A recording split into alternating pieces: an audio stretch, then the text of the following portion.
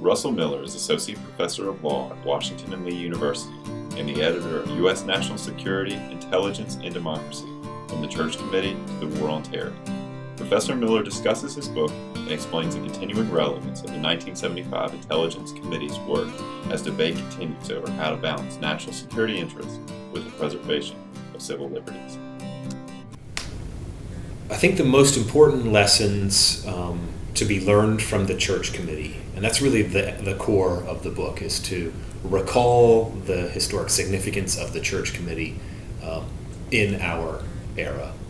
And the most important lessons to be learned have to be, first of all, that especially in the face of what is perceived to be a grave threat, and there can be no doubt that the spread of global communism, nuclear-armed threat from the Soviet Union posed a grave threat. There can be no doubt that global terrorism poses a grave threat. But especially in the face of such a threat, that the lesson has to be that there is immense pressure on the intelligence community. There is immense, strong impetus in the executive branch to arrogate power to itself. In that sense, we learn from the Church Committee that there's nothing surprising about an executive like the current president seizing power with the best intention to protect the United States, but arrogating power to the executive branch. There's nothing surprising about that. The value of that lesson is that, and the value of recalling the work of the Church Committee, is that we must be vigilant in the face of that. This is not a unique turn of events. As every constitutional society seeks to balance the interests of national security and liberty, recalling the Church Committee and its relevance for the global war on terrorism reminds us that there is a strong impetus for the executive to arrogate power to itself.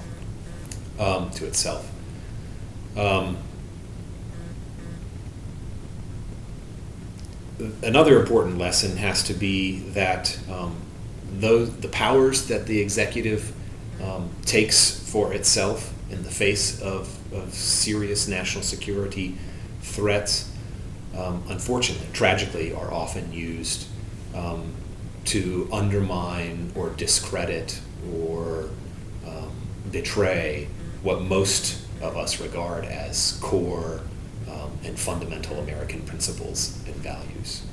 So just as the Church Committee revealed the FBI and the CIA engaging in domestic spying operations against United States citizens, we see the same thing occurring in the global war on terror.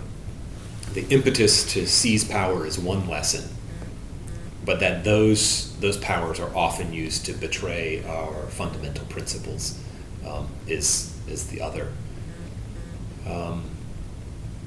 I think, as a practical matter, one of the interesting lessons of the Church Committee's work, and it was a probing, the most thoroughgoing investigation, examination of U.S. intelligence operations ever. An important sort of pragmatic lesson is that the committee, under Chairman Church's leadership, very wisely chose not to make the project of the committee's work to be about some kind of accountability necessarily, or vindication of a particular partisan view. Instead, it focused its efforts primarily on developing a record, simply developing a comprehensive record. And that project has the historic value of developing a body of information to which we can refer throughout history. But it also made it possible for the committee to work in nonpartisan terms. That made it a tremendous success. In that sense, every presidential administration is exposed for having both Republican and Democrat in the post-World War II Cold War era, is exposed by the Church Committee as having abused executive power in the name of national security. So those two important facets ought to be lessons for us in our own era as we contemplate how to respond to alleged abuses in the war on terror. One is the importance of developing a record, and through 14 volumes of probing, investigative examination, that's the real victory of the Church Committee. But also to pursue the development of a historical record as opposed to pursuing particular vindication of a particular partisan point of view, empowered the committee to succeed. I think the last lesson that emerges for me from the work of the Church Committee is just the great degree of courage that is necessary to vigorously pursue a commitment to constitutional governance in the face of a grave national security threat like the Cold War, like global terrorism. And I'm anxious to see whether or not, I'm interested to see whether or not someone with the same kind of commitment to constitutional governance, same kind of courage emerges as Senator Church did in the 70s for our own era.